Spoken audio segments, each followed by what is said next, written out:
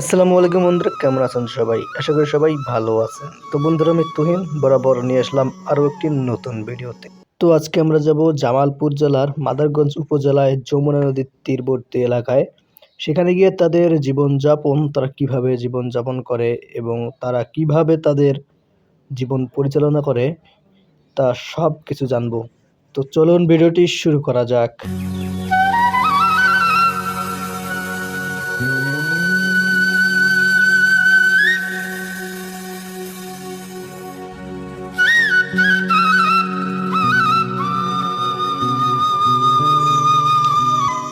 বাংলাদেশ ৬ ঋতুর দেশ, আর এই ৬ ঋতুর মধ্যে একটি ভয়ঙ্কর ঋতু হলো বর্ষাকাল। প্রতি বছরই বর্ষাকালে নদী ভাঙ্গন শুরু হয় বাংলাদেশের নদীবর্তী এলাকাগুলোতে, এবং তার মধ্যে অন্যতম জায়গা হলো এই জামালপুর জেলার মাদারগঞ্জ উপজেলা। প্রতি বছর যমুনার পাড় ভেঙে হাজার হাজার ঘরবাড়ি বিলীন হয়ে যায় নদীগর্ভে।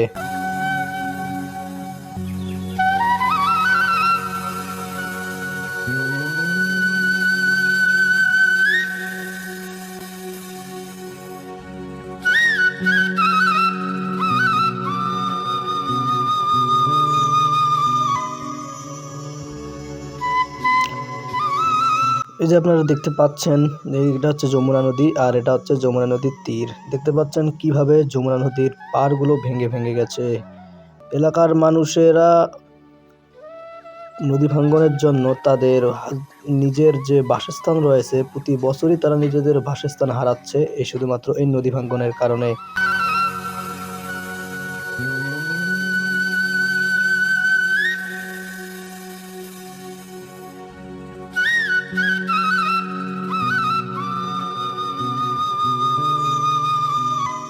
দুর্যোগের সাথে বসবাস করতে করতে এরা অভ্যস্ত হয়ে গেছে। নদী ভাঙ্গনের সাথে তারা হাজার হাজার বছর ধরে এইভাবে সংগ্রাম করে জীবন তাদের পরিচালনা করে আসতেছে।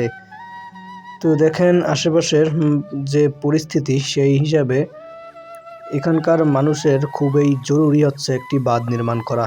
এই বাঁধ নির্মাণ না হলে আরও যে কত বাড়িঘর এই নদীগর্ভে বিলীন হয়ে যাবে তা আমরা কল্পনাও করতে পারবো না। বদ্দিন ফকির চরবাহার্দ ইউনিয়নের ১ নম্বর ওয়ার্ড পাখরি গ্রাম, জামালপুর জেলা, মাদারগঞ্জ উপজেলা, মাদারগঞ্জ থানা।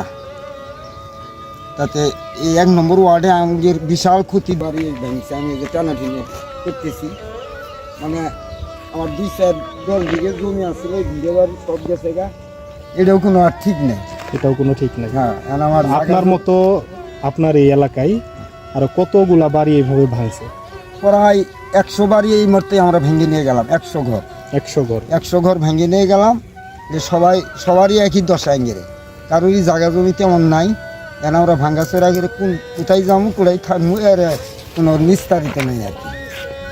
মানে একটু ডানের জায়গা হয়তো আস্তে আস্তে আস্তে আমরা পড়ে আছি, এই কাল হয়ে গেছে। তো বন্ধুরা, এত দুর্যোগের মধ্যেও তারা এখানে হাসি খুশি বসবাস করে যাচ্ছে।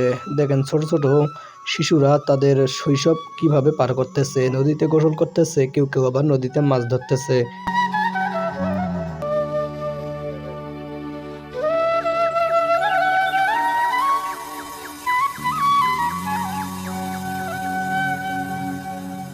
তো বন্ধুরা, আমরা এখানে একটা লোকের সাথে কথা বললাম এবং তাদের সাথে কথা বলে বুঝলাম যে কিছুদিন আগে তারা এখান থেকে ১০০ ঘর বাড়ি ছাড়িয়েছে। অর্থাৎ তারা এখান থেকে ১০০ ঘর বাড়ি অন্য জায়গায় স্থানান্তর করেছে নদী ভাঙ্গনের কারণে। এখানে শুধু তারাই না, তাদের মতো আরও অনেক হাজার হাজার লোক আছে যারা নদী ভাঙ্গনের কারণে এখান থেকে অন্যত্র ঘর বাড়ি স্থানান্তর করে। এরকম হাজার হাজার ঘর বাড়ি আছে যারা প্রতি বছর নদী ভাঙ্গনের শিকার হয় এবং তাদের বাড়ি ছাড়া হতে হয়। এমনকি তাদের সাথে কথা বলে আরও জানলাম যে এইরকম দুর্যোগেও, অর্থাৎ এইরকম নদী ভাঙ্গন দুর্যোগেও সরকার থেকে কোনো সহযোগিতাই তারা পায়নি। সরকার থেকে কোনো সহযোগিতা তাদের কাছে আসেনি।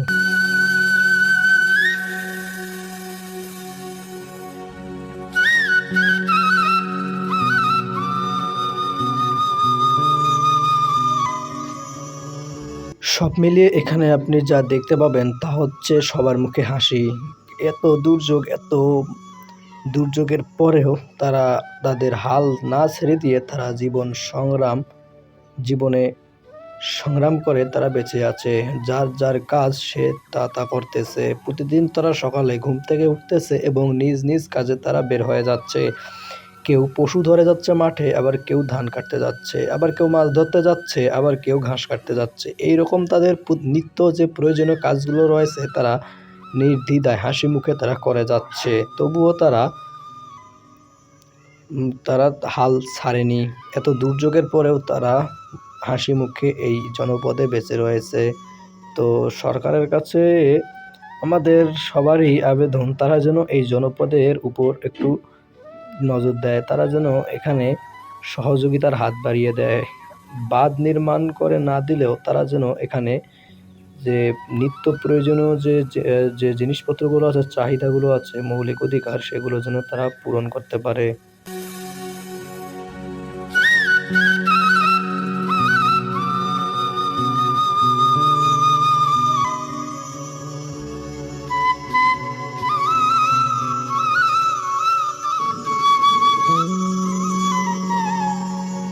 তো বন্ধুরা, আজকের জন্য এখানেই। দেখা হচ্ছে পরের কোনো ভিডিওতে।